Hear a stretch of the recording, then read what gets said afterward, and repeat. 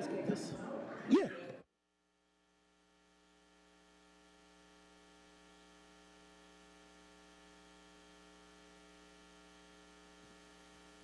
Sound check. It is 7 p.m. I would like to call to order the regular business meeting of the Kalamazoo City Commission for Monday, June 15th, 2026. Clerk Boiling, please call the roll. Commissioner Hess. Present. Commissioner Hoffman. Commissioner Pradel. Present. Commissioner Slaby. Present. Commissioner Wilson. Present. Vice Mayor Duncan. Here. Mayor Anderson. Thank you, Clerk Boiling. Can I have a motion to excuse the mayor and our missing commissioner? So moved. Support. All in favor? Aye. Motion passes. Thank you, commissioners.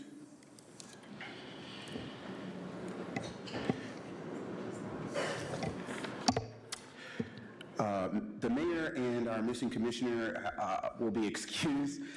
Thank you for being here tonight for our opening ceremony. We will have the invocation given by Chaplain Michael Kimple from Missional Chaplains. Please rise for the invocation and remain standing for the Pledge of Allegiance.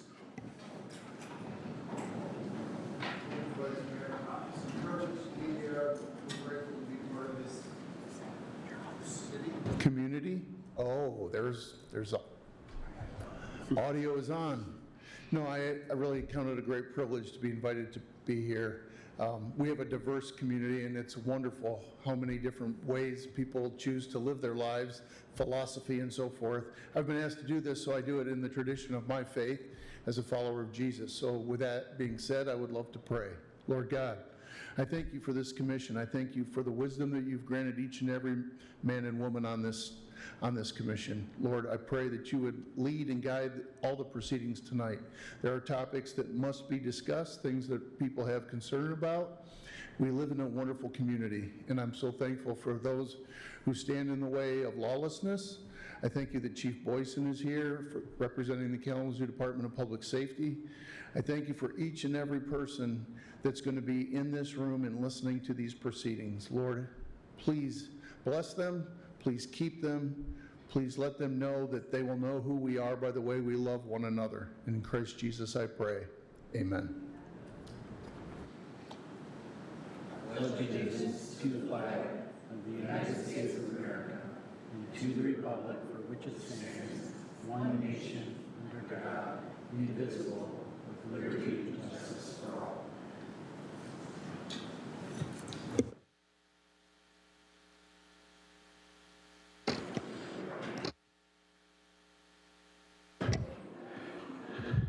Thank you all for being here. Next, we would like to introduce Sean McBride, Executive Director of Kalamazoo Metro Transit, for presentation on the Central County Transportation Authority and the Kalamazoo County Central County Transportation Authority and the Kalamazoo County Transportation Authority. Thank you. Hi, good evening. Thank you for the opportunity to be here. I'm Kurt Artema. I am currently serving as chair of the Central County Transportation Authority and Kalamazoo County Transportation Authority. We're excited to be here and share some updates. Sean's going to get into some of the details of what Metro has been working on over the last year. City of Kalamazoo has been a great partner with Metro for many decades. I think 1967 was the start of Metro and the collaboration with the city taking over for private systems that were here in advance of that. And today we have a regional system that it runs across Kalamazoo County and all over the city of Kalamazoo. The two boards that we have, one is an urbanized area, that is the Central County Transportation Authority, and that's the entity that is intended to run the fixed route bus system. It services the city of Kalamazoo as well as the city of Portage, Kalamazoo Township, Oshmo Township, City of Parchment, Comstock Township. That was in an innovative way really broken out from the county as a whole to provide or link the services that were being provided in those areas with the funding source. And so the outlying areas in the county also have their own millage, the KCTA, and their own board and authority. and that is the on-demand service primarily. The Metro Connect system is the door-to-door service that's provided.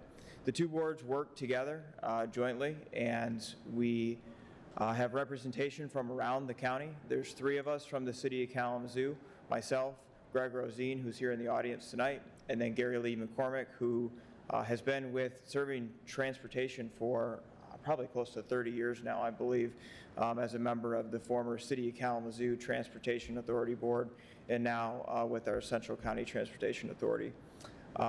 We have new services that have come online recently, the Metro Link service. Sean will get into that. It is an on-demand service that's intended to be an extension of the fixed route bus system. And we're anxious to see kind of how that continues to grow. You'll see some of the numbers of that from a growth standpoint from Sean as well.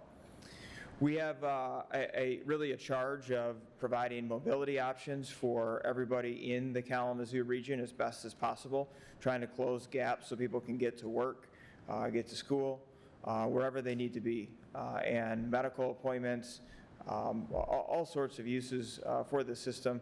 We have about 5,000 rides a day that take place. And so really it's a service that is well utilized, is growing in different ways, and bringing new services and options to the community. And with that, I think I'll turn it over to Sean McBride, who will get into some of the details. And again, appreciate the cooperation and collaboration with the City of Kalamazoo. We are here to partner with the city and other entities around the county and the region to provide, again, that mobility solution and transportation access for the broader community for economic development and recreation or whatever it might be. So thank you. Good evening, Commissioners. I want to thank you for allowing us this time tonight to provide an update on public transit. We truly appreciate the long-lasting partnership that we've had with the City of Kalamazoo and that we continue to have. So I'll give you a brief update on services that are being provided, a couple of the new programs that we're working on, and the millage that's coming up this summer. So as we evolved as an organization over the years, one of the key things is looking at that everyone's transportation needs and mobility needs are different. They may change on a daily basis, and we want to provide solutions and options for all. This past year we did nearly 2 million rides. We're seeing strong growth moving into next year. And impressively, there's been over 127 million rides provided on public transit since the city started. The City of Kalamazoo started this service in 1967. And we're very proud of that. So our largest service is the fixed route bus system, 1.7 million rides last year. That's nearly 5,000 rides per day. We have an extensive system that operates 7 days a week that's accessible for all, and it's affordable, $1.50 per trip, or 75 cents if you're a senior citizen or an individual with disability.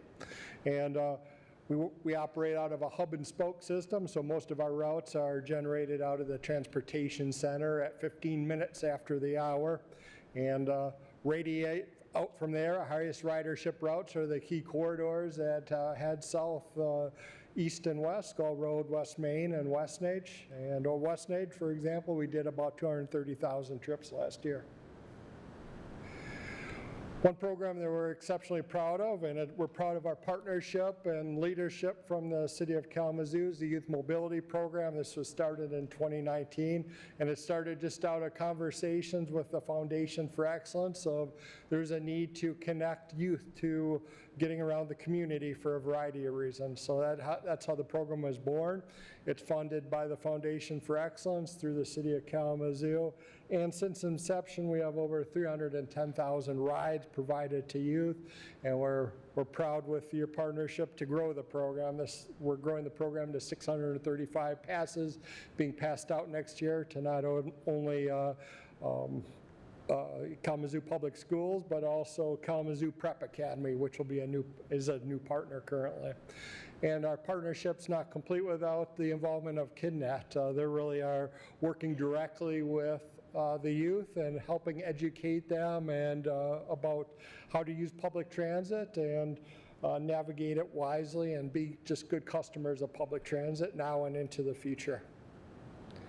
Metro Connect is a lot of communities call it dial-a-ride. It is available for anyone to go anywhere in the county. We also service one area outside the county. That's the VA hospital in Battle Creek. And we see extensive ridership on that. Last year we did about 150,000 trips. Last year we had a 9% increase over the previous year. And impressively, last year 45,000 of those 148,000 trips were generated out of the city of Kalamazoo. And we're seeing very good growth in the city of Kalamazoo so far through the first 5 or 6 months of this year that I have data on, 11% growth in this service. So it's very important. This is a service that if I recommend to anyone that's never used public transit, get signed up for this, try this program because it'll be available for those unique times where you need it. Your car's broken down, you have a doctor's appointment that no one can pick you up with, you have an eye appointment, your eyes are dilated and you don't know how you're going to get home. So sign up, try it on a day that you're not pressed for time, just to feel it out. With this program, one of the barriers of success in the community for medical services is mobility. So we're partnering with the United Way of Southwest Michigan and the Blueprint for Peace, which I know the city of Kalamazoo is very much involved in. And through that program was how can we start moving the needle on some of these challenges and barriers for getting people to medical appointments. So we're starting a program where we work directly with providers. They identify riders that may have mobility issues, and then they're provided free public transit fares on any of our services. And part of the program is that we're also training the providers of those medical services on the public transit services that are available so they can be good advocates and navigators on how to access the system. So we're excited with that, and that's going to be, we're going to try and reach out county-wide. We have quite a few new medical providers that we're working with. Metro Share is our van share services. We partner with nonprofit agencies. We have 9 vans available, and we work with about 30 agencies. You can see some of the agencies are our highest ridership there.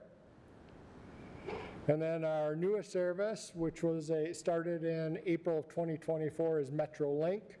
It's kind of like Uber for public transit. The difference is that it's often a shared ride. It's an affordable ride. It's the same fare as a bus route, so $1.50, and it's structured in 3 zones. There's a south zone, an east, and a west zone.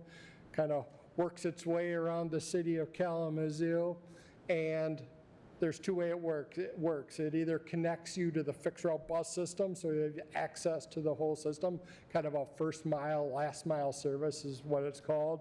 And then, or if there's a point-to-point within each of the zones, you can go directly from where you are to that point. Rides are usually available within about 15 to 20 minutes on the top end. It's affordable, $1.50, and it's available the same hours as the fixed route bus system. We've had excellent growth of this service. When you start a new program, you want to kind of see a chart like this with good, solid growth month over month. We're averaging about 10,000 rides per month at this point. And kind of the nice thing is we're seeing growth. It's a combination of both existing riders that are continuing to use it, and we get a good fair share of new riders every month. About 15 to 20% on a monthly basis is new riders that have never tried it before. This is my favorite slide to talk about. I really love providing value-added services to the community. Just this winter, got a call from city staff as well as county staff that we're going to have a long period of cold and cold weather. And being here for a while, it was the coldest stretch of the winter since about 14-15, so it's been a while. And so between the county and you open up a variety of warming centers throughout the community that were highly used, and our role in that was providing free transportation to the warming center. So we did 1,200 trips using all of our services, connecting people from all parts of the county to the warming centers during it's about a 2-week duration. And just today I was working with emergency operations staff with the city and just looking at warm weather scenarios and just how we tighten up communication moving into the future so we're always available when we're needed. Coming up in August 4th, we're on the ballot. Absentee ballots will be going out probably in a couple weeks now. Clerk Borling's working hard on that, I'm sure. We just had a millage last fall. It was for our fixed-route bus service just in the urban area of the county. That was approved by the voters by 68%. And this fall's millage is a little different. This is countywide millage. It funds our Metro Connect service and our Metro Share service. The millage is for 0.36 mils, and it's going to be for a 7-year duration. And it raises a little bit from our previous millage rate of 0.32 mils. What was approved last time was 0.324 mils. It's now up to 0.36 mils. And our millage is a essential key piece of our funding to sustain the level and quality of services that we have with the community. We're able to leverage state and federal funds, apply for a variety of federal grants to help supplement the local funding through the millage. And I'm proud to say just this last winter we received a very large federal grant, a competitive grant from the state of Michigan to change our fleet composition a little bit. We're going to be able to purchase about 8 new hybrid electric buses coming up with our next round of bus purchases, so about 7 to 8 buses depending on how much they cost. And then with our Metro Connect program, we're going to venture into utilizing either electric vehicles, pure electric vehicles, or propane vehicles. And so thank you for your time today. We really appreciate it. And as we move ahead, what we're really focused on as an organization is, number one, mobility solutions for all, continuing to innovate to grow ridership and enhance the rider's experience, continuing to cultivate and grow community partnerships, and build public confidence through service excellence. Thank you. Thank you. Appreciate it. Have a good evening. You as well, thank you. Thanks. It's not, no, yeah. Commissioners, you have before you the agenda for tonight's meeting. Are there any changes you'd like to see to the agenda?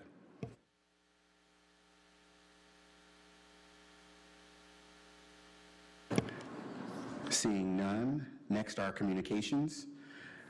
But before I hand it over to City Manager Hankins, there's a quick statement I want to give to folks. The City of Kalamazoo has not received a formal development proposal to establish a data center development, nor has a data center project been approved. We are aware of the concerns regarding data centers among residents and communities throughout the nation and the city, including several communities here in Southwest Michigan. If a proposal to build a data center moves forward, it will be reviewed through the City of Kalamazoo's established planning, zoning, and environmental utility and public engagement processes. Thank you. City Manager Hankins. Thank you, Vice Mayor. Just one communication. The City of Kalamazoo will observe Juneteenth on Friday, June 19th, so city offices will be closed except for essential services. Thank you, Manager Hankins. Now is the time for public comments. If you would like to take advantage of public comments, please make your way up to the podium. Say your name. If you live in the city, you have 4 minutes.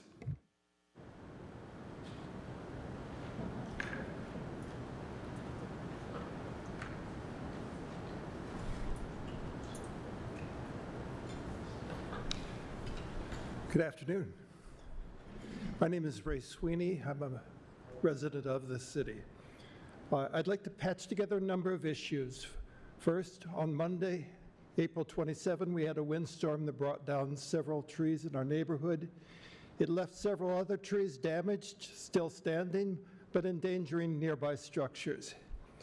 This included our neighbor's silver maple that had a limb that was split along its length about 12 feet high above our roofs. The city crews were active in removing these threats. The city spent nearly a full day at that tree, first scoping the damage and then taking it down piece by piece. I watched the whole process. I was impressed by the chatter between the man in the bucket of the cherry picker and those on the ground. Safety was a major concern. Strategies were devised, and then they talked about what could go wrong. After they hitched a major segment of the branch down, the man in the bucket shouted, "The house is safe." The next length came down, free fall. It hit with a thump that shook our house. Great job. Second point, I have on an occasion watched you on laptop at home.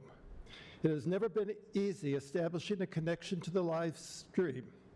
The city's website led me in circles from one place to another. It was not unusual to scream and swear. A month ago, I mentioned my frustration to Kalamazoo, the technology guru of Isaac.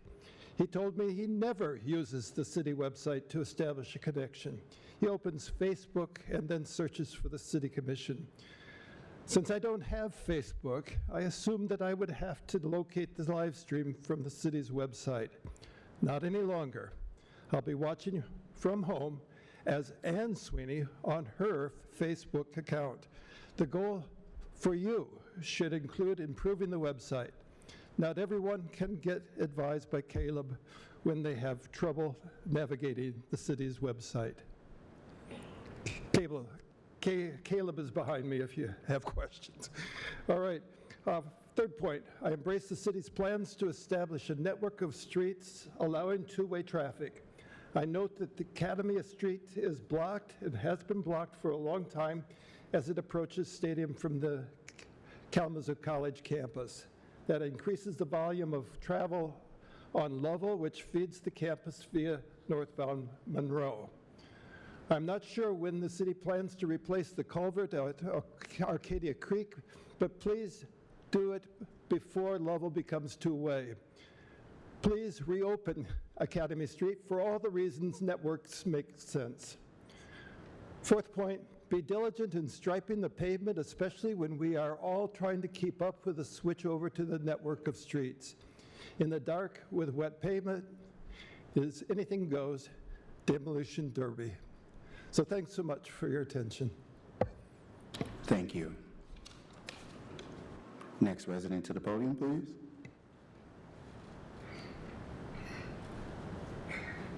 Hello, Dan Prochko, resident of Millwood and homeowner. I'm speaking to express my and my neighbor's strong concerns regarding the rezoning of the Harbor Farms 32,000 square foot facility located on Full Circle Drive to operate as a data center. So I appreciate your comments today, Vice Mayor. While I'm generally supportive of commercial development and bringing new business to our city, the unique nature of data centers can pose severe long-term risks to our local infrastructure and community's well-being and the financial health of our residents. In speaking with my Millwood neighbors, I urge this commission to seriously evaluate three primary areas of concern before approving this type of rezoning. One, resource consumption. The continuous drain on local utilities, specifically power and water, is staggering. The current facility, rated for 1 megawatt continuous load, equates to powering 750 homes a year. If expanded to the available 15 megawatts, that jumps to the equivalent of 15,000. That's about the same number of single-family detached homes in Kalamazoo and half of all residential units. Water, typically 30,000 square foot ag facility uses 6 to 12,000. A 1 megawatt gallons of water a day. A 1 megawatt data center can use upwards of 12,000, and if expanded to the 15 megawatts, 180,000 gallons per day. Where is this water coming from? Two, quality of life and noise pollution. Data centers are exceptionally loud operations requiring massive continuous HVAC cooling systems running 24/7. Operating a data center introduces persistent industrial-grade hum to the surrounding 2-mile radius. Within that radius are schools, parks, obviously, our neighborhoods and homes. But beyond the audible noise is what's known as infrasound, low-frequency noise, below the threshold of human hearing, and is documented to cause physical discomfort, sleep disturbances, and headaches in humans while severely impacting health and behavior of household pets and local wildlife. Three, the financial impact on local residents. The burden of this type of facility has so far fallen on the shoulders of local taxpayers, raising a critical question: do the economic benefits of a data center truly outweigh the financial harm done to the community? When a single private entity draws the equivalent power of 750 to 15,000 homes and hundreds of thousands of gallons of water, it severely strains our municipal infrastructure. The costs for necessary grid upgrades, peak demand power generation, and expanded water processing are historically passed down to residents through utility rate hikes. The combination of continuous noise pollution and infrasound may depress property values of surrounding areas, which may outweigh the tax benefit the city gains from a facility like this. So we cannot allow local taxpayers to subsidize the extreme resource needs of a private tech company while suffering a degraded quality of life. I respectfully ask, and thankfully heard some of this, that this commission will hold all rezoning requests of this type until a comprehensive independent environmental utility impact study can be completed. Thank you for your time, your service, and your dedication to protecting the interests of our community. Thank you. Next resident.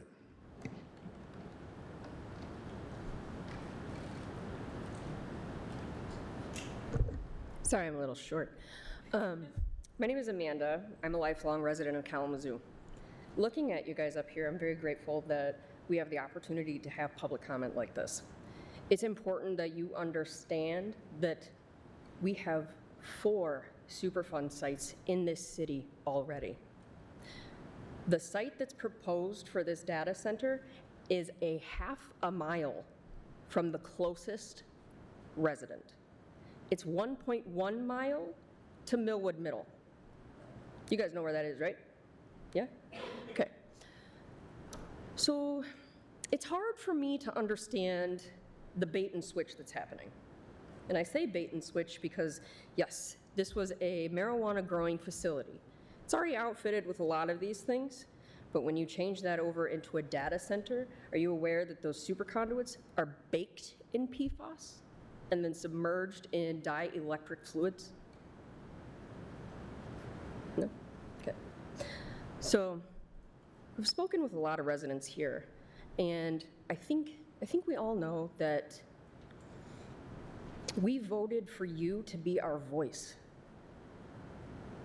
We want you to understand that we have really big concerns about the groundwater, the ground itself. Data centers can raise the temperature around them by 16 degrees Fahrenheit. Do you know what that does to things that grow in this area? It changes their growing patterns, changes it to they don't grow at all. Did you also know that the Michigan Department of Health and Human Services still, to this day, recommends that you don't eat fish out of Portage Creek or the Kalamazoo River? Even though you guys can stock it, you can't eat it. But there's no signs at any of those locations? Tell me what's gonna be different. Tell me that you're gonna keep our kids safe. I want to know that. How are you gonna do that? How are you gonna ensure that? My husband has a class 3 heart failure. Do you know what that infrasound does to someone with a class 3 heart failure? Look up vibroacoustics. It stiffens your heart muscle, it thickens your blood. I'm gonna assume no one wants to have to deal with that with a loved one. A child? You wanna have to look at a child in this city and say, yeah, we made the wrong choice and now you're sick? That's not safe. We voted for you. Show us why. Or I will happily work with every single person in this room to make sure that your seats are recalled without question. Have a good night. Thank you. Next resident.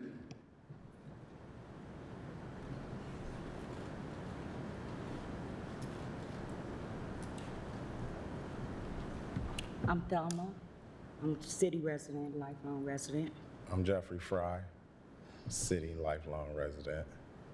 And we have some current concerns. I speak on behalf of residents on the north side. And on the north side, Maybe this is one of the main concerns right here. On the north side of Kalamazoo, there is constant and consistent surveillance of its residents.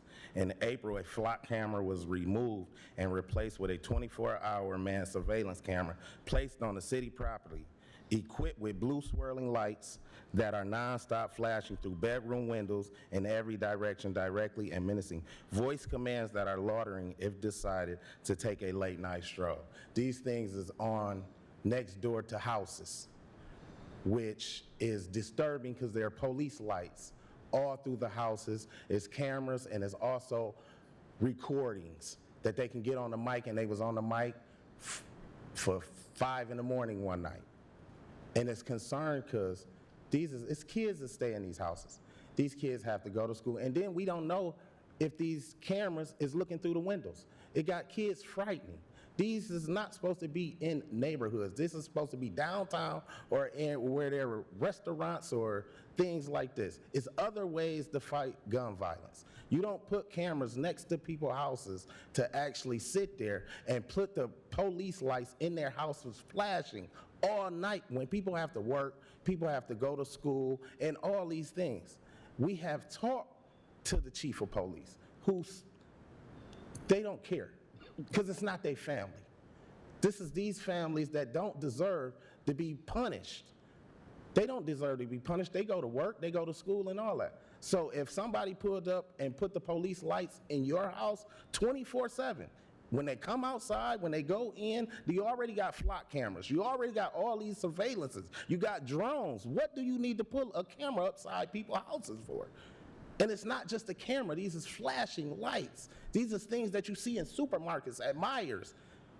These is not supposed to be in our community next to our houses. There's other ways to fight violence if that's the case. But the families that suffering in these households, they don't have control of what happened outside. That's why they count on public safety.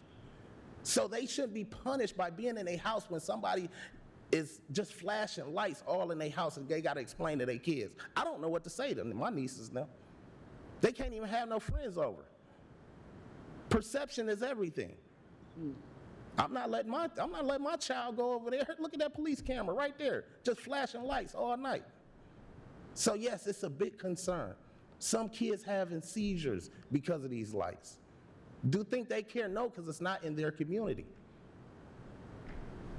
It's not just one camera. Within the next radius block on the same side, it's another one. And last week they came and put up a third one, not at the major intersection, but just at the next light, at the beginning of our neighborhood. It's one camera, and then you go not even half a block. There's another license plate reader, a speed hump, not a half a block, another speed hump. Before you can get out the neighborhood, another radar, license plate reader. I mean, it's absolutely, psychologically it's insane. I didn't grow up with it. My children didn't grow up with it. And I just think this needs to stop. No one ever said that they couldn't have surveillance and do all that, but this is 24 hours a day. And we have reached out to 7 days a KDPS, week. and we have told them they can put a patrol car right there. Who's coming through shooting with a patrol car? It's senseless. Why would you keep a camera up right there?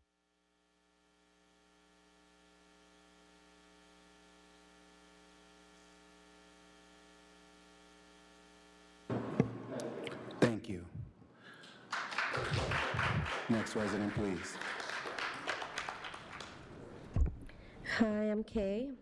I was gonna talk about the data centers and kind of shift it to something else, but I really, when I was reading the articles about it, I didn't really know the difference between the hybrid data centers and the interface data centers, and so I did a little research, and the hybrid data centers are the big, massive data centers that basically train the AI, so that's why they need more electricity, more capacity, because they can take weeks to process information, versus the interface data center that is not being considered, but is the conversation is uses AI that has already been trained in who knows what.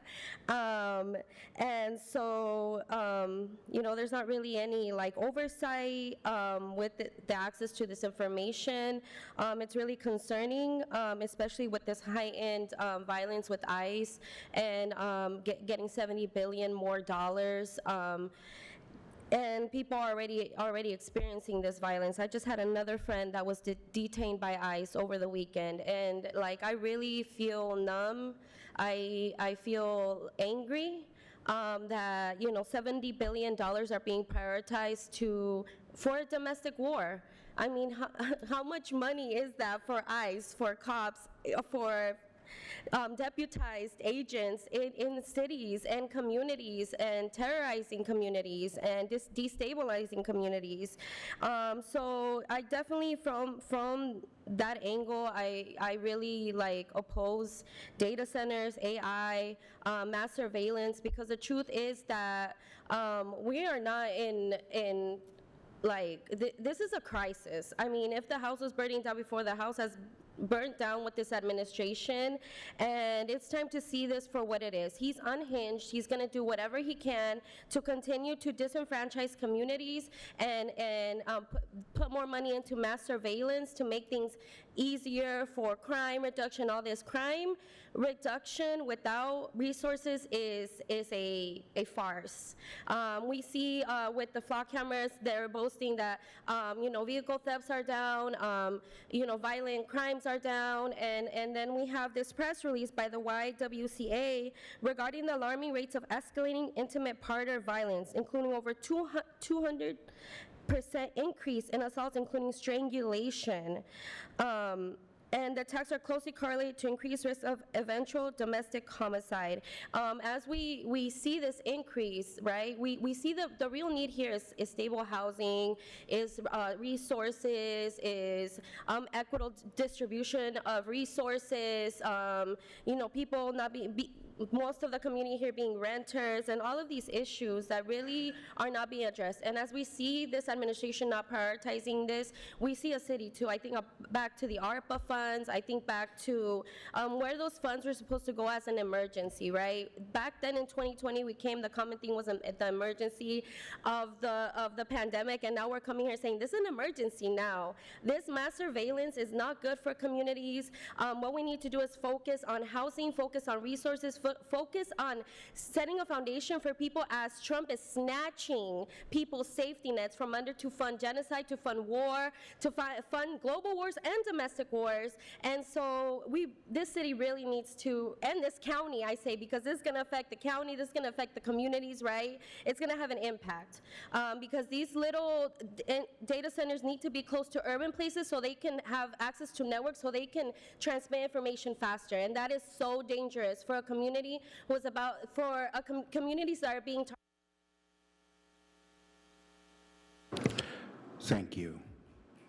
Next resident, please. Good evening. My name is Maddie Jordan Woods. I came to the commission tonight to just hear what was going on, because I think it's important that people know what is going on in their neighborhoods, and so I'm glad I'm here tonight. I'm not here speaking for anybody but Maddie Marie Jordan Woods, who live in 902 West Patterson, and I am going to say that yes, I support the surveillance coming into the neighborhood. People think that everything could be okay to come on the north side, but they want to live someplace else. I'm not saying anyone who was up here saying, I'm not talking about anybody else, I'm talking about me, and I am saying that no, I don't want to see the X train, and whatever is being done in downtown for the restaurants to make sure that they're safe and people want to be there, I want the same thing on the north side. Another north side resident, she says she's too far away to come and make her comments, but I think that people who have valid comments, if they've asked public safety, and public safety isn't responding, that's something that you all can look at. But I'm telling you, me as this one resident, and I think it's some other residents that would get up and say, no, we want the same thing that's being done in any other neighborhood. It's just like everybody wants to put affordable housing only on the north side. I don't think so. Affordable housing needs to go everywhere, just like middle-class housing. And we believe everyone should have a safe place to live, period. Thank you. Thank you. Next resident.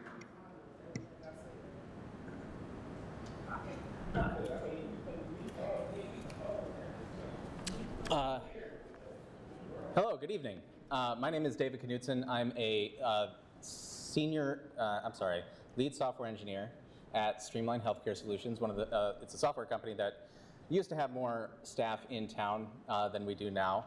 We've been using AI for about six months to a year now.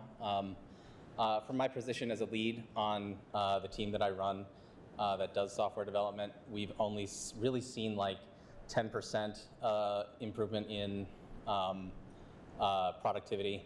For the most part, what we use it for is for documentation, formatting documentation, and effectively just a better autocomplete for code. Oftentimes we find difficulty in using it in our area because of the nature of our legacy code base.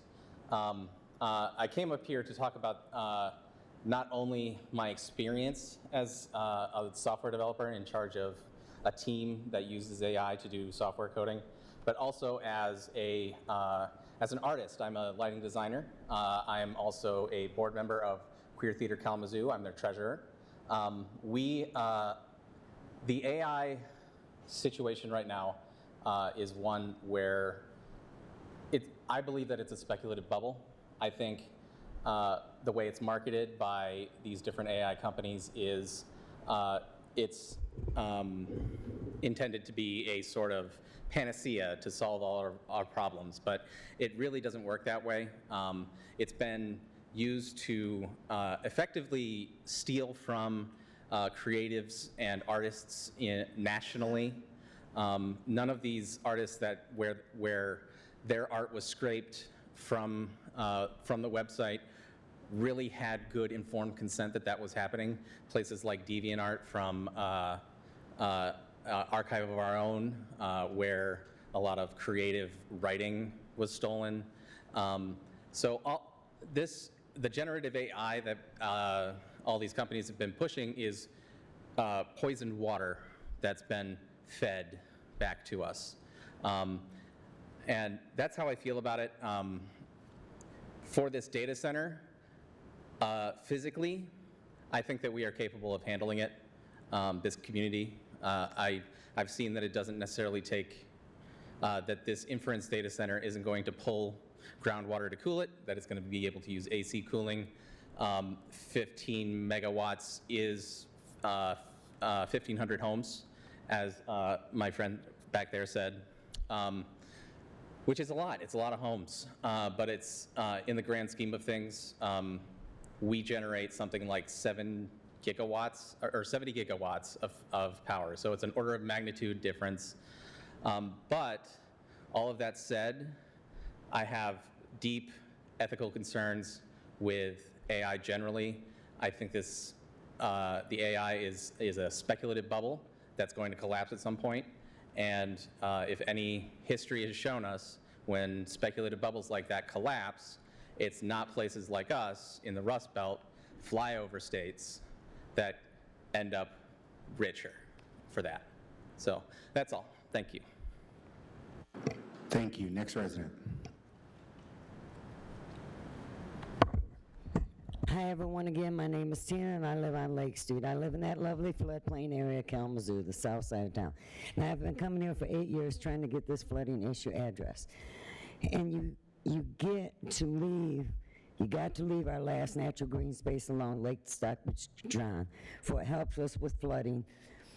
When your storm drains flood out the streets, they back up the sewers. I'm glad you finally admit there is a problem and are doing different things in our area finally, and doing something with the broken pipe on Burdick Street, something to do with the groundwater. See, in our neighborhood, the infrastructure under the streets is not working. Hasn't been for a long time.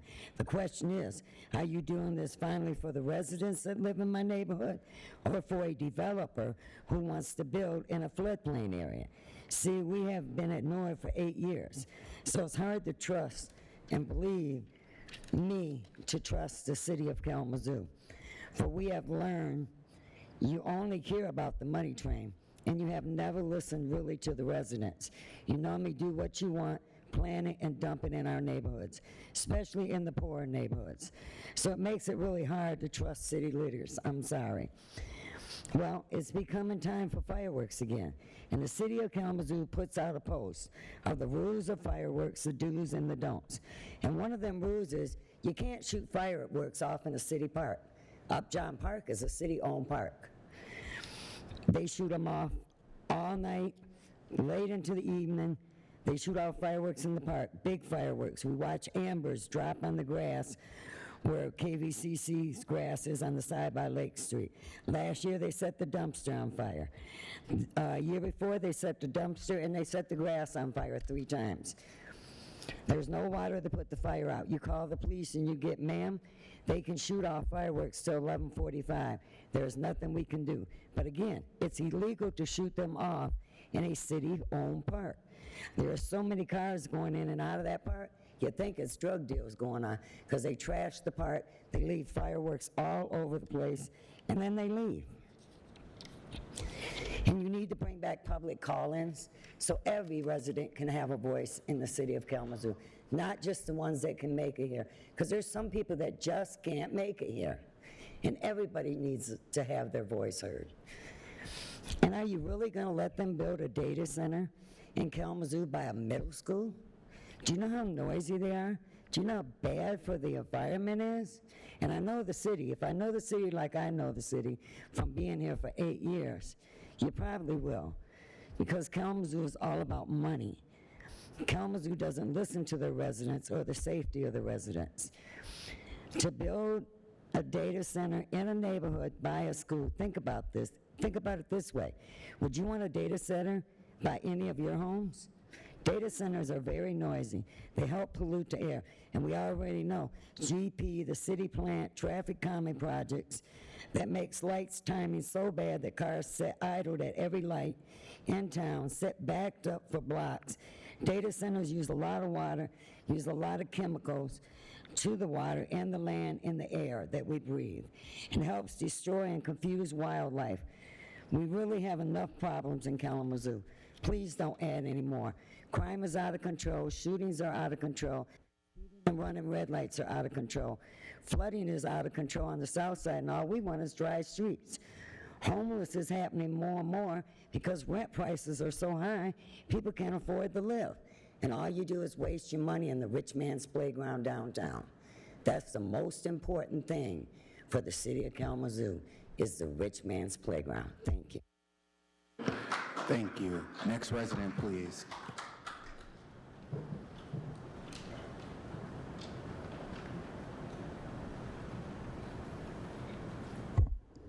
Good evening to our mayor in his absence, our vice mayor, commissioners, city manager, city attorney. My name is Charlotte Davis with Isaac. Over the Memorial Day holiday weekend, Brother Ed Genesis hosted It's a Trap, Trauma Reducing Applied Practices with the guest speaker, actor Brother Antoine Tanner and his wife. And so I did want to just go on record and to say thank you to Mayor Anderson for taking time during that busy holiday weekend. That was also a prom weekend as well, and for making time to attend. So thank you, Mayor. It was an awesome event, and we look forward to Brother Antoine and Sister Tiffany returning to Kalamazoo again soon for our next community event. Wear Orange is this month, and again, I want to honor the violence and the loss of life and loved ones here in the U.S. and nationwide, and all of us who are survivors and who have been impacted. I next want to say thank you to Vice Mayor Drew for all his work in helping to bring the Democracy Defenders Roadshow here to Kalamazoo. We are so excited. They are traveling to various cities and coming to Kalamazoo, so thank you, Vice Mayor. The collaborative event with El Concilio, our El Concilio family, who will be offering interpretation, and so many other supporting organizations and congregations have been invited, and many awesome leaders and organizations are here here in chambers tonight. The event is July 1st, and you all are invited to share space with us in community. And the two focus are gun violence and voter suppression. So we just have to look around you all, the U.S., and see what's happening and how the work of pioneers like the late Representative John Lewis, who bled for voting rights, and many who lost their lives for voting rights, such as Jimmy Lee Jackson, Viola Liuzzo, Medgar Evers, James, Andrew, and Michael from CORE, the Reverend George W. Lee, Lamar Smith, and the list sadly goes on and on for valuable lives who were lost so that we could vote. So on July 1st, after dinner, we will open with a panel of awesome international leaders, Minor, Ali, and Elena, with expertise in community-based peace-building initiatives, human rights, and dismantling structural racism. Following our panel, we will move into smaller brainstorming groups facilitated by local gun violence prevention and intervention workers, and then also voting rights activists. So while remembering our ancestors' fights for civil rights and democracy, this year we are called into deeper collaboration, communication, and then also organizing. And through the sharing of lived experiences and brainstorming, we believe that we will be able to come up with even more solutions as we think about what faces us later this year.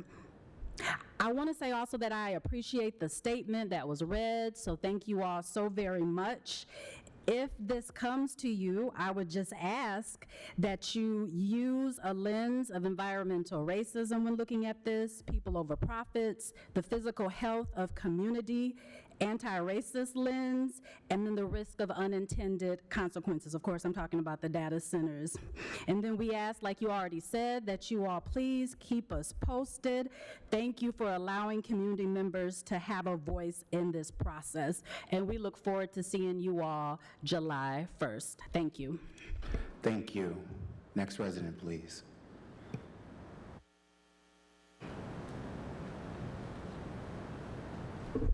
Hi, my name is Shona Espinoza, and I think us as a community and you as the board, we need to come together to understand and be able to fix and find different ways for our unhoused that need to be housed. Nobody should be out on the street when it's cold, when it's hot.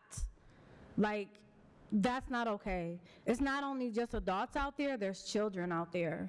There's so many children out there. There's babies out there, those that are disabled, those that are veterans, those that are single parents. This is not a new concern. This is something that we have been bringing to this board time and time again. And what are we finding? That other things are put first over housing, like changing two-way streets, making sure that our city manager has money for housing. There are so many things that should not be going on that are, because it's not about making sure that everybody in the city is okay. It's about making sure that you guys are changing the way it looks in Kalamazoo. You want the money aspect, but not what people matter. Money is just something, but people matter. You can replace money, but you cannot replace people. Everybody should be treated as equals, but they're not. Because people that have money seem to be the most important people that this board and other boards seem to think that are important. But guess what? We all are the same. We all have the same needs. We all need housing. We all need food. We all need make sure that we are safe and our children are safe. That's what's important. We bleed the same at the end of the day. We live and we die. Why can't everybody seem to understand that we all are equals? It doesn't matter where you work, how much you make. We all deserve a house. We all deserve food. We all deserve safety. But it doesn't work like that, and it should in Kalamazoo. If you're white, you have less barriers. If you're black and brown, you have too many barriers. When is enough enough? How many times do people have to come up here and ask the same thing?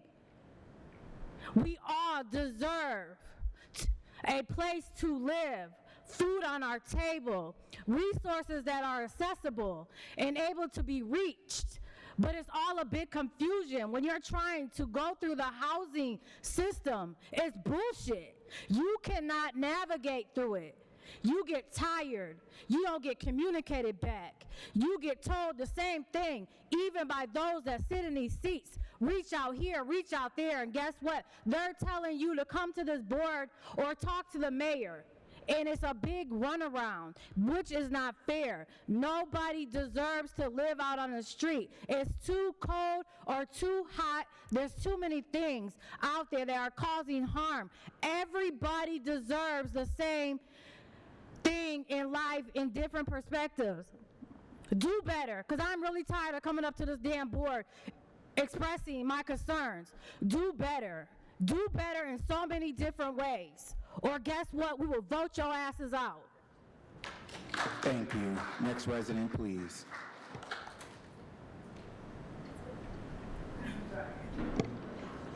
Anyone else wishing to take advantage of public comment?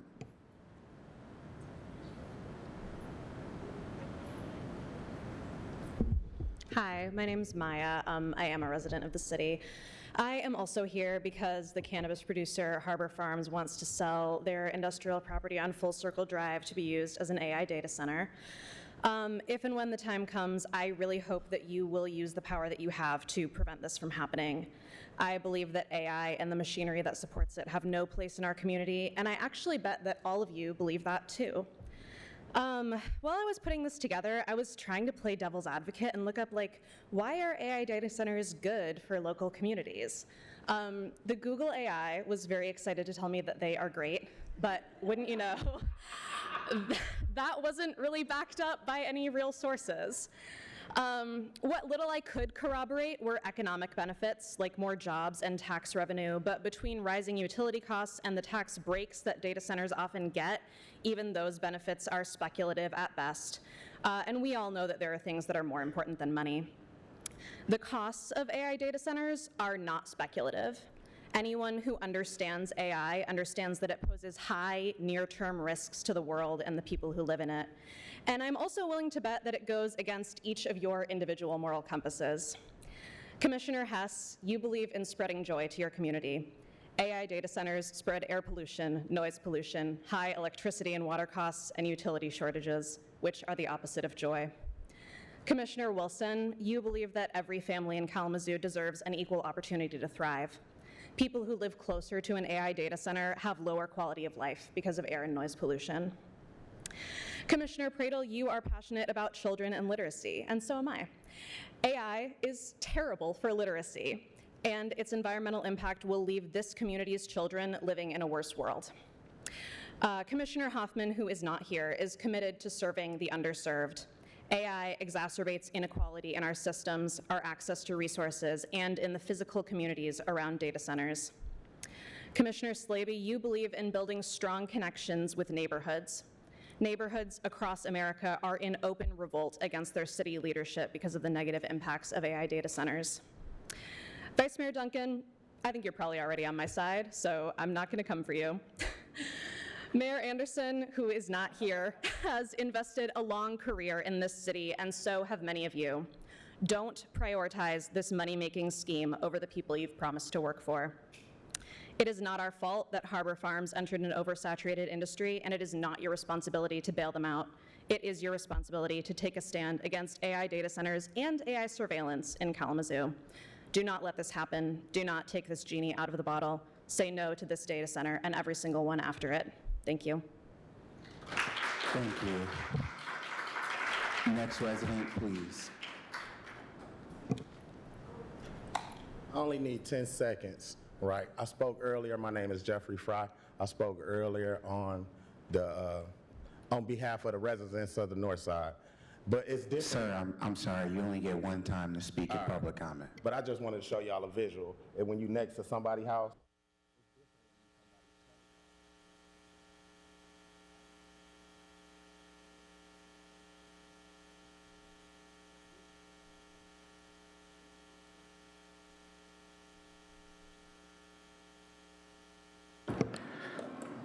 Thank you. you. Any other residents wishing to take advantage of public comment?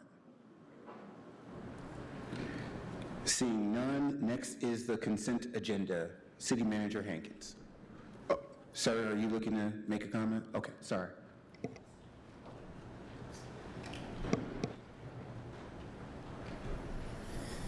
I know most of these points have been addressed. My name is Justin Wood. I'm a resident, and I live down in the Edison neighborhood on Vine.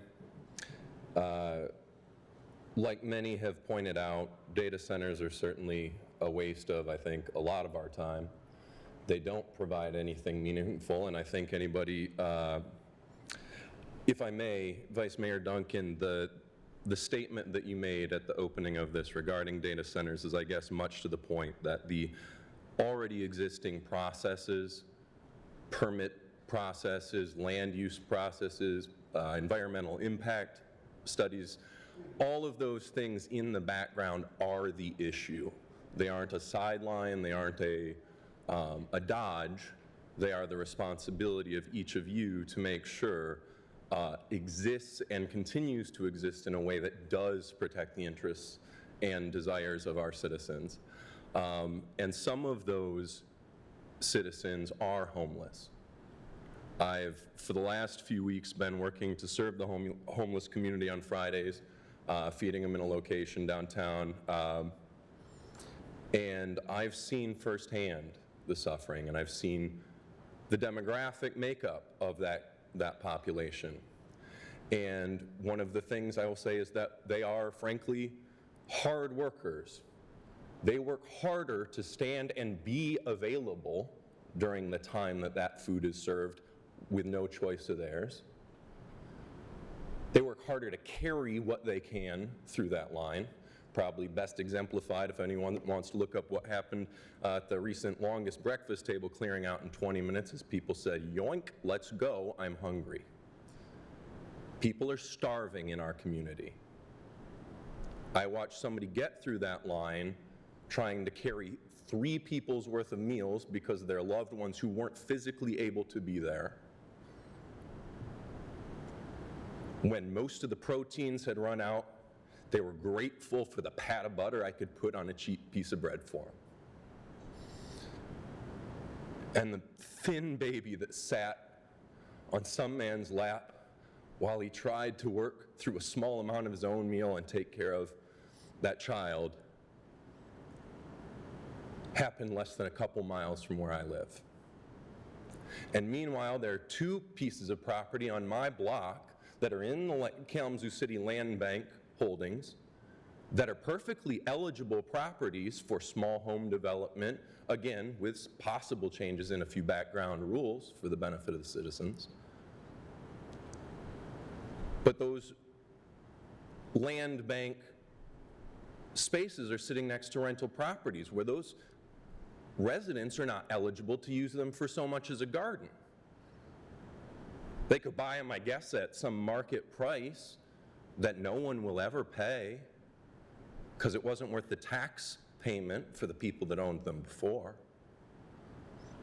So anyway, I would just remind you that when this meeting wraps up, your work doesn't stop with rules, and it doesn't stop with meetings, and it doesn't stop with listening to the public. It stops when we stop having babies dying because they're not being cared for by us, their community. Thank you. Any other public comment?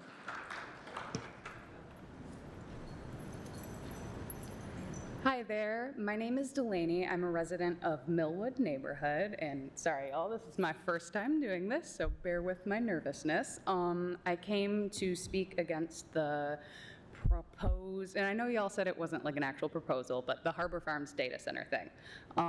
I agree with the research done by other community members, and so I was curious. We've all pretty much heard that there's a data center now in Dowagic. It's a hyperscale data center for AI purposes. So in my own little journalistic journey, I went to go see what the noise was like, and I have a recording. So I'm going to play it for the room.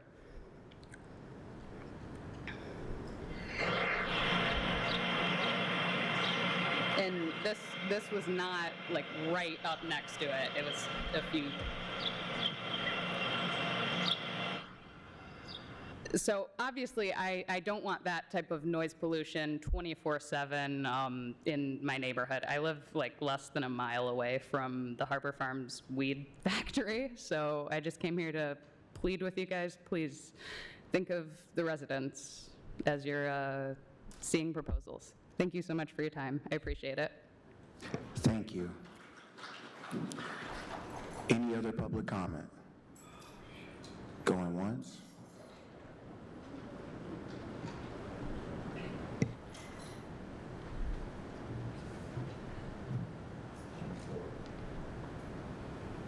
Hello, my name is William Perkins, and I thank you for allowing me the opportunity to make some words here for you. This is hard, I'm sorry. I understand that, I assume that you've all made your decision about this project, and I also assume that there's a lot of money involved. But I wanted to express my feelings that there's also a lot of people involved and our environment. I understand these things are devastating to our environment, and it's not just my environment, it's your environment, your children, your grandchildren, your neighbors, your friends. I understand that almost everybody will be affected by this in one way or another. Excuse me.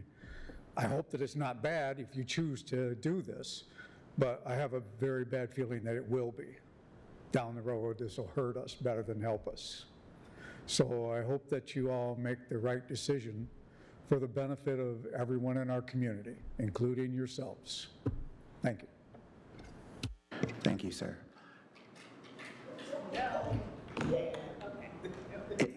Any other public comment? Seeing none. Next is the consent agenda. City Manager Hankins. Thank you, Vice Mayor. The following items are submitted for approval.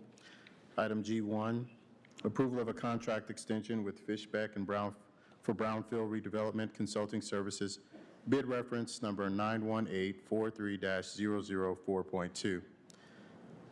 Item G2, approval of a contract supplemental change order with the Michigan Department of Transportation for the Stadium Drive project for final accounting in the amount of $112,396.10.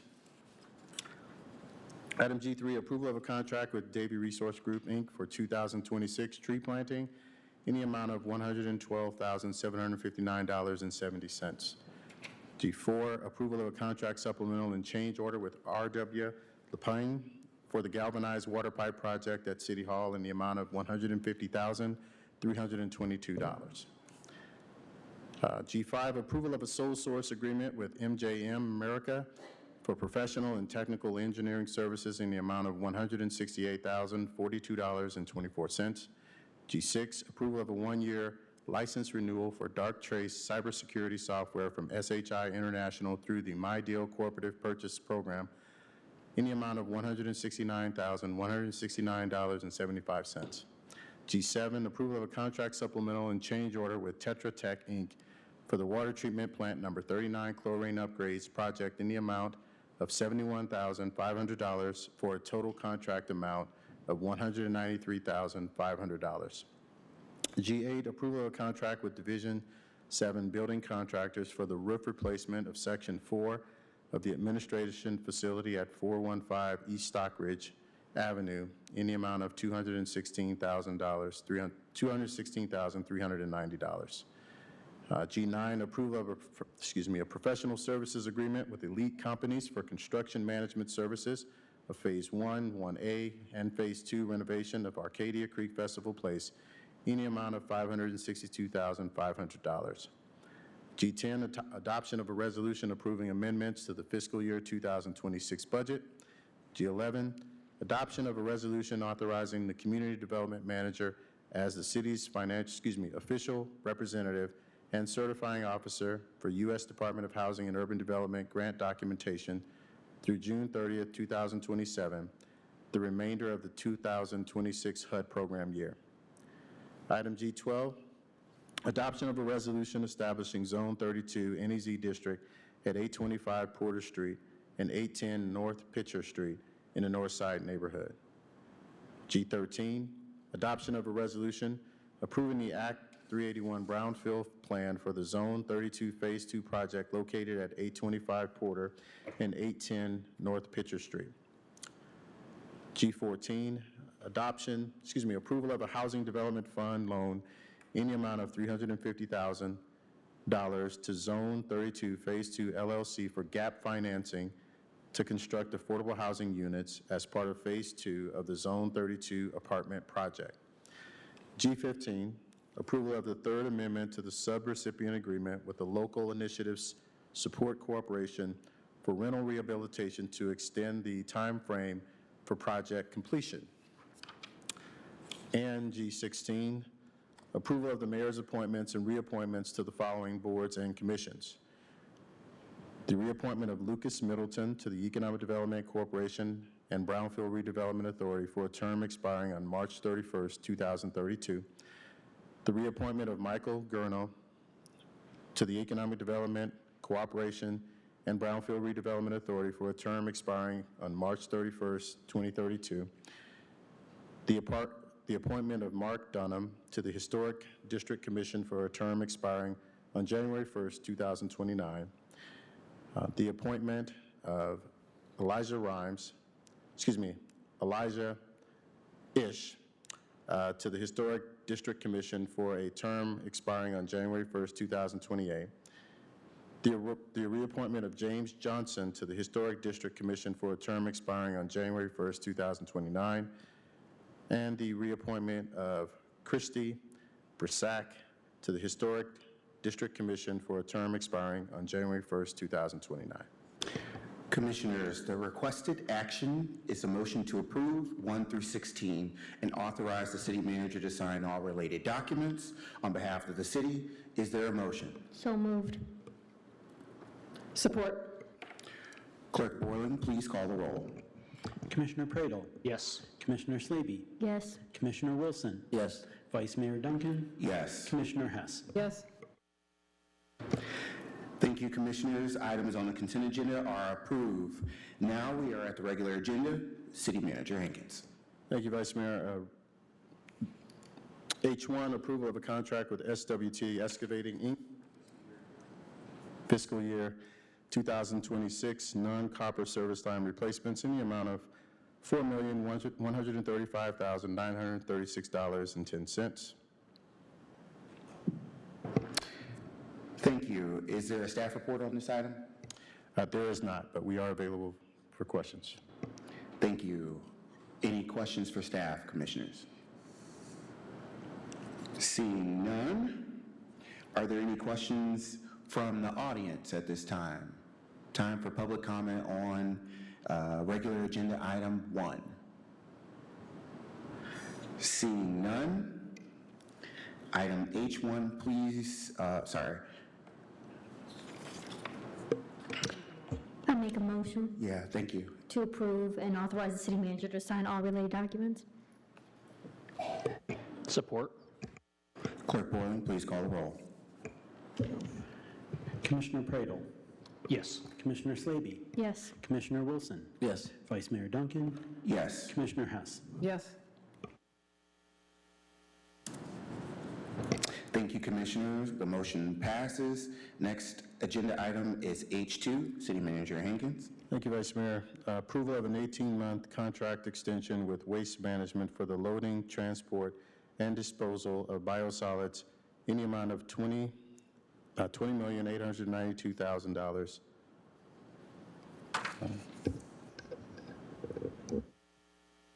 Thank you. Is there a staff report on this item? No, there is not, but we do have staff available for questions. Commissioners, do we have any questions? Sure. Commissioner Pradle. Sure. Question for you. I noticed this is a 18-month contract extension, and so I'm assuming that might coincide with some of the solid waste technology that we're hoping to implement, but I did want to check on that. And then I was also hoping, Director Baker, if you could just kind of speak about the trends and increase in these costs that we've seen and what we're trying to do to mitigate those costs, because they've gone up significantly. Sure. Thank you, Vice Mayor, City Manager, City Commissioners. Commissioner Praedel, I'll answer your last question first to kind of help introduce the conversation. So sludge disposal costs have continued to escalate for a number of years now.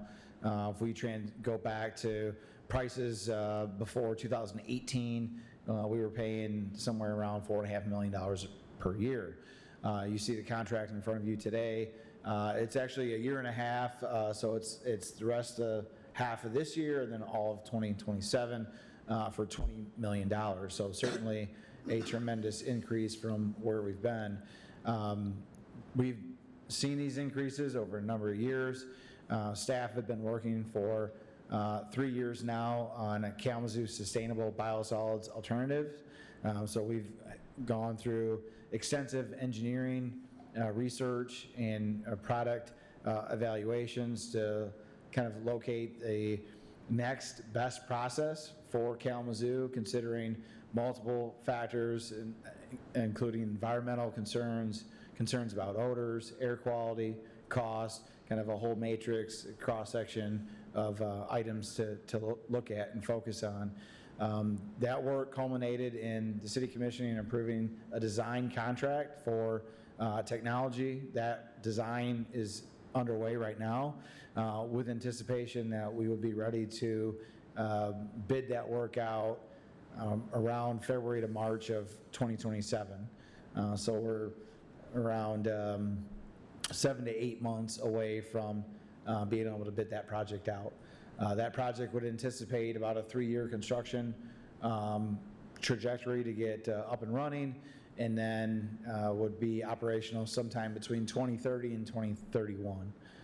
So this contract that's in front of you today is just a 1-year extension to get us kind of, year and a half, to get us kind of out into the future a little bit so that we've got some better understanding on what our final product is going to look like, and maybe some additional opportunities to bid out disposal when we know a little bit more about our future and then also the future of the sludge disposal markets.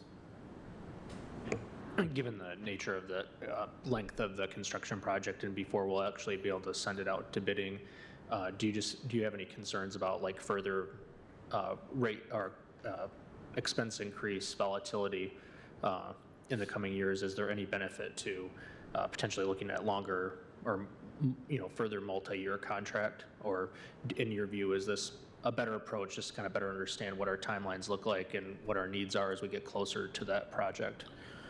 Sure. As we look at where we are today and where we plan to be in the future, so today we manufacture through the process. It's not that we manufacture intentionally, it's just that our work at cleaning water results in this byproduct. And so that byproduct is a wet product. It's about 25% solids with about 75% water.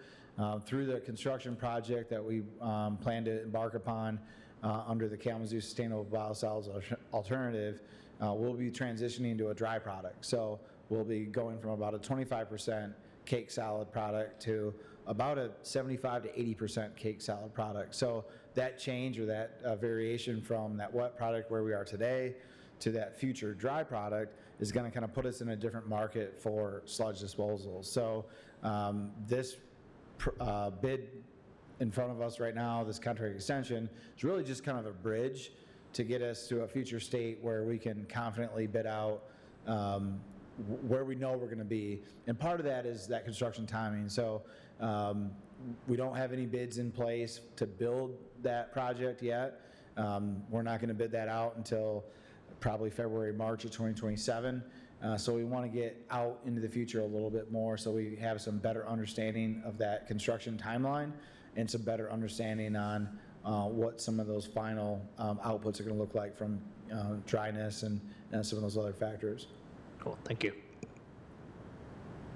Any other questions, commissioners? Seeing none, thank you, Director Baker. Thank you, Vice Mayor. Seeing no other questions from the commissioners, is there anyone in the audience that would like to comment on this item? H2, please come to the podium, give us your name and whether you live in the city. You have 3 minutes for your comments. Seeing there are no comments, the recommended action is a motion to approve and authorize the city manager to sign all related documents. Is there a motion? So moved. Support. Clerk Borling, please call the roll. Commissioner Slaby? Yes. Commissioner Wilson? Yes. Vice Mayor Duncan? Yes. Commissioner Hess? Yes. Commissioner Pradel? Yes. Thank you, Commissioners. The motion passes. Next on the agenda, item H3, City Manager Hankins. Thank you, Vice Mayor. Adoption of a notice of intent resolution for the issuance of 2026 capital improvement bonds in an amount not to exceed $9,400,000. Thank you. Is there a staff report on this item? No, there is not. Well, we actually have a brief overview if you want to share it. He looked really ready. He was ready. I just knew he didn't have a long one. If you're going to let me off the hook, I'd take it. All right, I'll just speak briefly on items H3 and H4 together. This is just the first step of our bonding process. It's our notice of intent. After this, we publish in the paper as well. The public has 45 days to do a petition if they want to take this to a vote. If that petition does not come through, we're able to then authorize bonding in August. I'll come back with an actual notice of approval to bond in August as well. So this is just kind of that first step in that process. Just kind of talking quickly about our bonding here. You know, we have our general capital improvement bond, item H3. It's $9.4 million. That covers our general fund capital improvements and our local and major street capital plans that are the bond portions of those. In the general fund, just a few of the projects that are in there. You know, it's replacement fire breathing apparatuses for KDPS, safety improvements at Striker Field, other park improvements at Millen Park, and city heavy equipment. And then item H4 is covering our water capital plan. And I will say that that's a $44 million capital plan, of which $36 million is planned for out of bonds or reserves we have on hand. So doing that calculation, we came up with, you know, based on the execution rate of the projects, and then also reserves that we did have on hand, only bonding $21.2 million of that plan. That is in line with the approved rates for 2026. So this is no change to the rates that have already been approved for the year. And everything is in line with or under what we anticipated for budget for the year. Thank you. Any questions for staff at this time? Seeing none, thank you. Seeing no questions from commissioners, is there anyone in the audience that would like to make a comment on this item, H3? Please come to the podium, give us your name. Whether you live in the city, you will have 3 minutes. Seeing none, the recommended action is a motion to adopt the resolution. Is there a motion? So moved. Support. Clerk Borland, please call the roll. Commissioner Wilson? Yes. Vice Mayor Duncan? Yes. Commissioner Hess? Yes. Commissioner Pradel? Yes. Commissioner Slaby? Yes.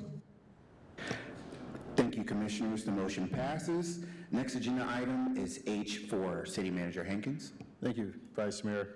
Adoption of a notice of intent resolution for the issuance of 2026 water supply system revenue bonds in an amount not to exceed $21,200,000.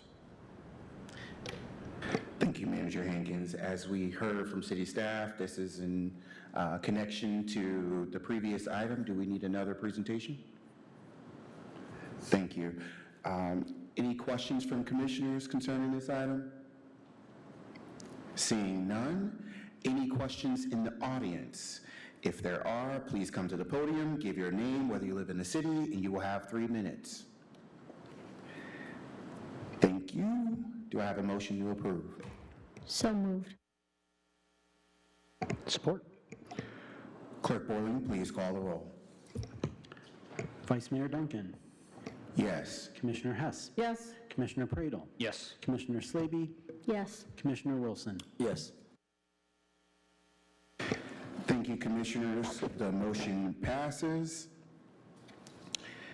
Next, we have reports and legislation. City Manager Hankins, do you have a report? Yes, I'll just call out a few things from the report that I've shared with you already, the written report. The City of Kalamazoo, Kalamazoo's All Things Possible program is a free summer opportunity for Kalamazoo youth entering into the 9th grade this fall, and it's designed to help prepare students for success in high school and beyond. Combines life skills, development, work readiness training, career and college exploration, recreational activities, and hands-on learning. The program runs Monday through Friday from 9 a.m. to 4 p.m. There are two summer sessions, June 15th through July 10th, and July 13th through August 7th. The registration for the first session is closed. However, there are spots that remain available for the second session beginning July 13th. So I wanted to make sure that information was out there. You can find more information available through the KZU Parks website. And then just a few things. Over the past week, I had the opportunity to attend a number of events showcasing our community, the strengths in our community. I joined attendees at the inaugural Women Veteran Conference hosted by Veteran First at the Radisson. And the conference brought together veterans, advocates, community leaders to provide support, resources, and networking opportunities for women who have served in our country. I think, Vice Mayor, you helped to welcome participants and open the event. I think it was well attended, and hopefully in the future it'll get even larger. Also had a chance to tour the city and Love Where You Live bus tour with the Kalamazoo Community Foundation. Took another visit to the Boys and Girls Club. It just keeps getting better every time I go back. So it highlighted organizations, initiatives, making a positive impact on the quality of life in our community. And so glad that we can now go into the Boys and Girls Club, take some shots. Shots. No. Basketball shots, yes. Jump shots, thank you. So later that day, I also attended the Black and Brown Connect Mixer at Western Michigan University, hosted by Southwest Michigan First. This event is one of many. It's brought together businesses, community leaders from across the region to build relationships and share experiences and strengthen connections that support continued growth and collaboration. One of our very own, Bobby Boyd, helps to coordinate these events, I think. And so thank you. It's a good experience. I believe Vice Mayor actually was there along with me at that event this past week. So that's all I have. Thank you, City Manager. Next, we will hear commissioner comments. Commissioners? Commissioner Slavy.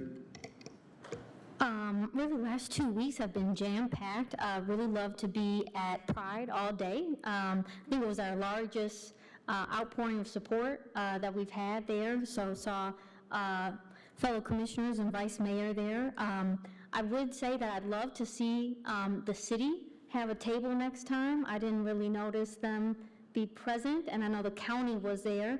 I think it's really important to ensure that we're connecting with all communities and having an opportunity for them to engage with us around our programs and services.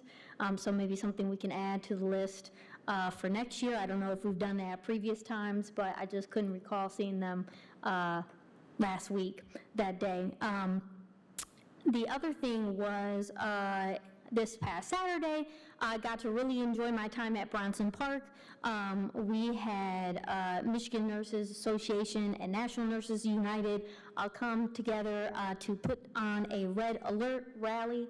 This is to raise awareness on the proposed federal Medicaid and Medicare cuts, and that would significantly impact our services, especially at Beacon Hospital, where 85% of our patients in this community rely on those programs.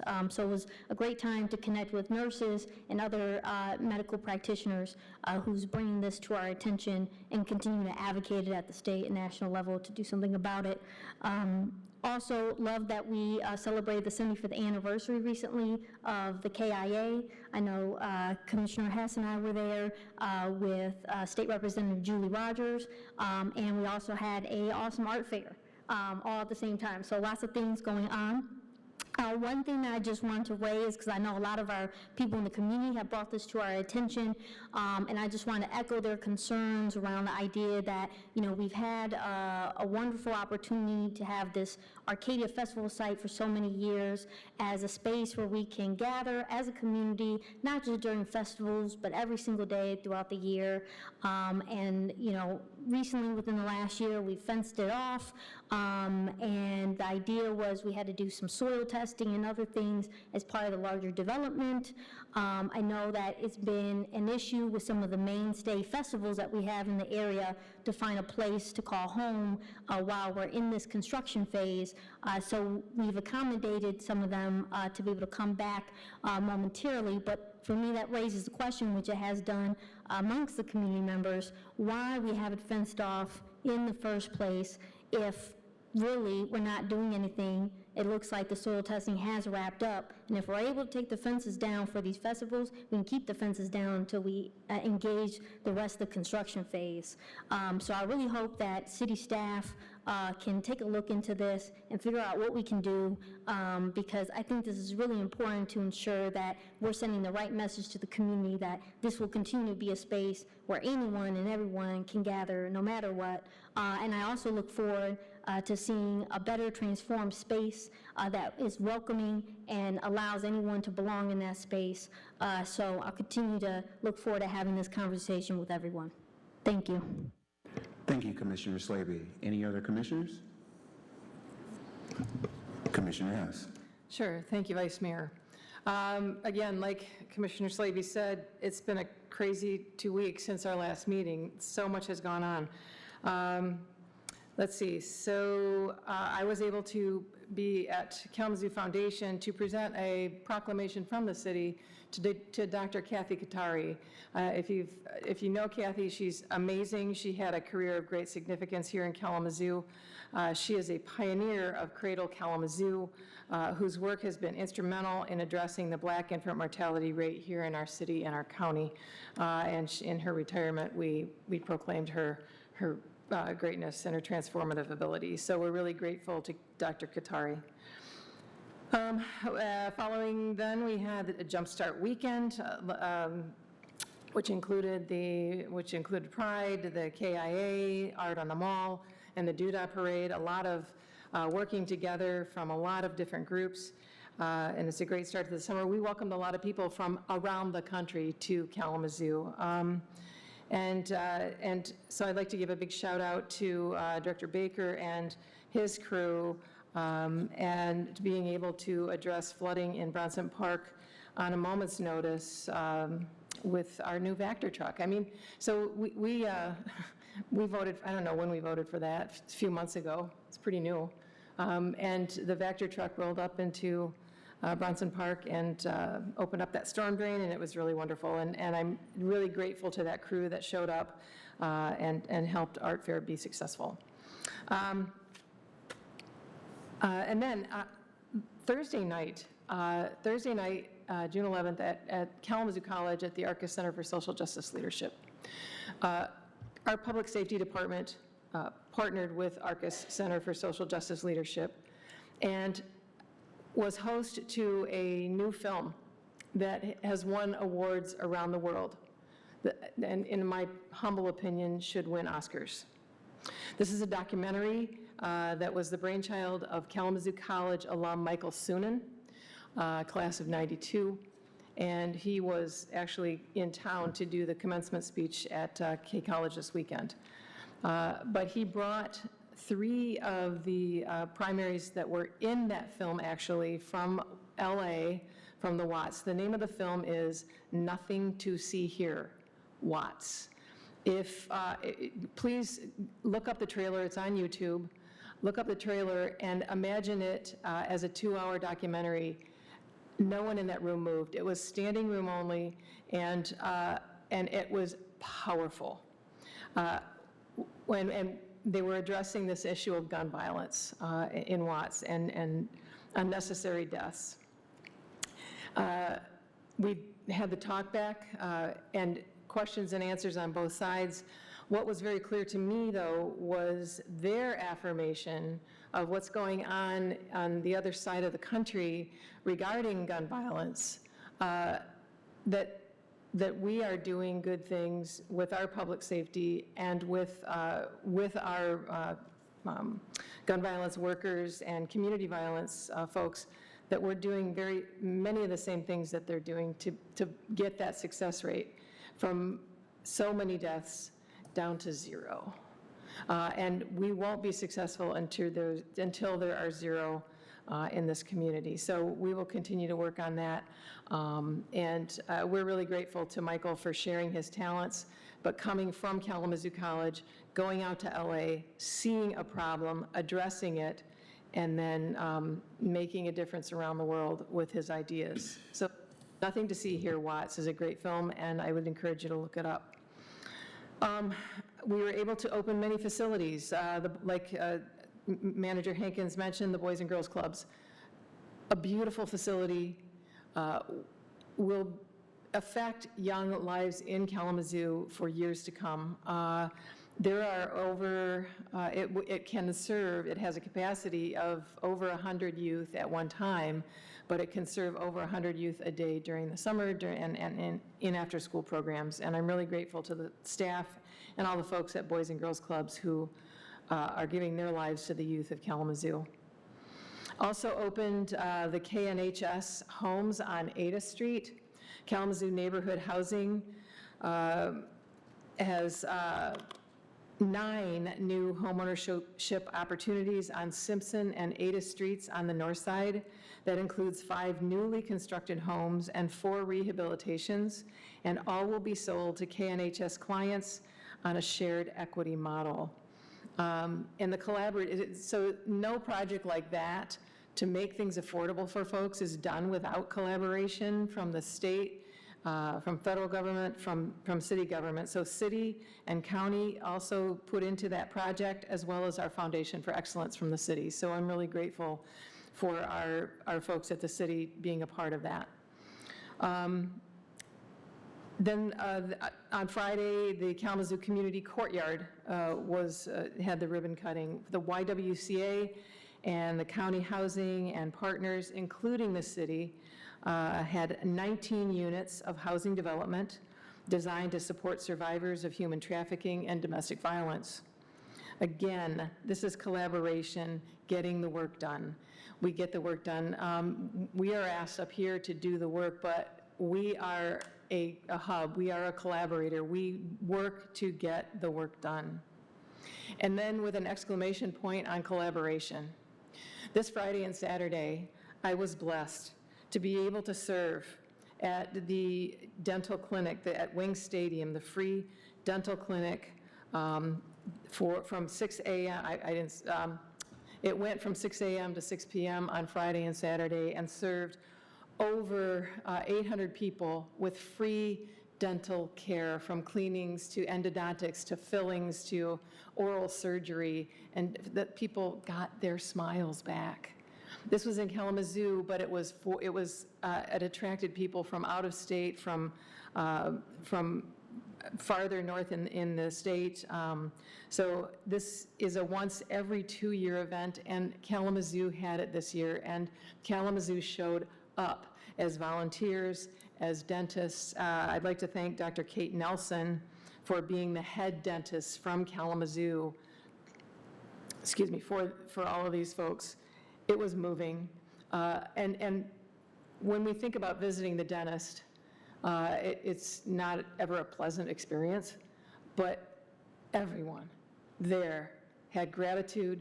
Everyone there was willing to do the greater good for the greater community and to provide this free. It's actually with the Michigan Dental Association Foundation, provides the support for it. But it's really incredible. It was incredible to see, incredible to tour through, but also incredible to experience as a volunteer and being with those folks who are receiving that service. It's very moving. So thank you, Kalamazoo. But I say all this to say we are better together, that everyone achieves more together. We don't have to look far to see the goodness or the generosity of Kalamazoo.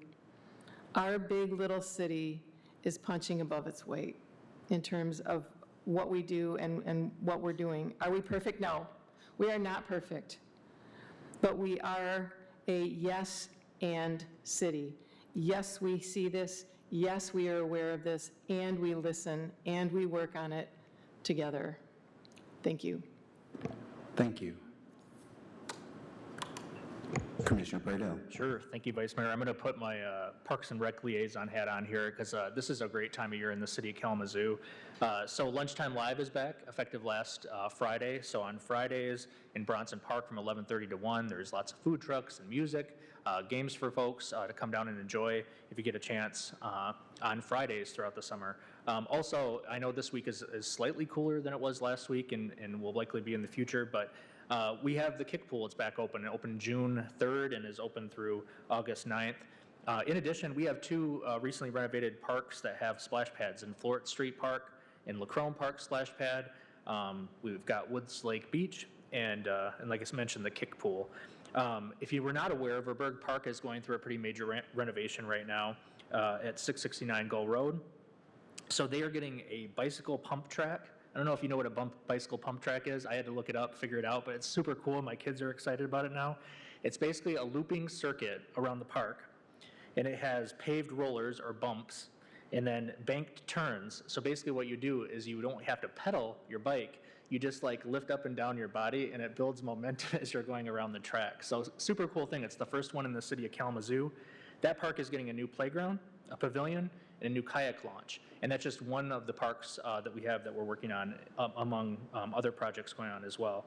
And then last, we do movies in the park during the summer that are free and open to folks, and there are different engagement opportunities if you show up at 6 o'clock, but they start at 7 o'clock. There's one coming up on June 26th. That one is in Fraze Park. There's one on July 24th that's at the Oakwood Neighborhood Association, and then there's one on August 21st at Spring Lake Park. And so I definitely encourage you to check those out, and you can find the schedule of movies or when there's voting to pick which movie you want to watch at our Parks and Rec website as well. So that's all. Thank you. Thank you. Oh, that's me. Well, I am last tonight. So one, I wanted to lift up yet again, July 1st, across borders, communities against gun violence and voter suppression. Join Isaac and our very own El Concilio and myself at the Douglas, again, July 1st from 6 to 8 p.m. That is going to be a great conversation, and we're going to have great Afro-Latina food there. So it's going to be really cool. And you must RSVP because the spots are filling up quickly. I want to thank Tony Kennedy and the Veterans First and all of the people who took part in putting on the Women's Veterans Conference here in Kalamazoo, the first annual ever. So welcome. Thank you for hosting it in the city of Kalamazoo, and we hope you continue to do that. Again, I did get to attend the Black and Brown Mixer from Southwest Michigan First, and what a great discussion. Got the opportunity to meet some students from WMU, and they asked us questions about how can I get more involved in city government. So I told them to come talk to Commissioner Hess. So, on the Doodah Parade, I want to be on the record. I hope, because we have received criticism about this, that if we are going to attend parades, that we bring candy for the kids. They do not come to see us. They come for the candy. And then lastly, this community this weekend lost one of our local champions for voting rights, for advocacy, for anything that you have fought for in this community. This lady has been at the forefront of it. So Miss Betsy Rice, this community loves you, we miss you, long live the Queen. So again, I say with great appreciation as your Vice Mayor, thank you for the opportunity and the privilege to serve you. I love you, Kalamazoo. This meeting is adjourned.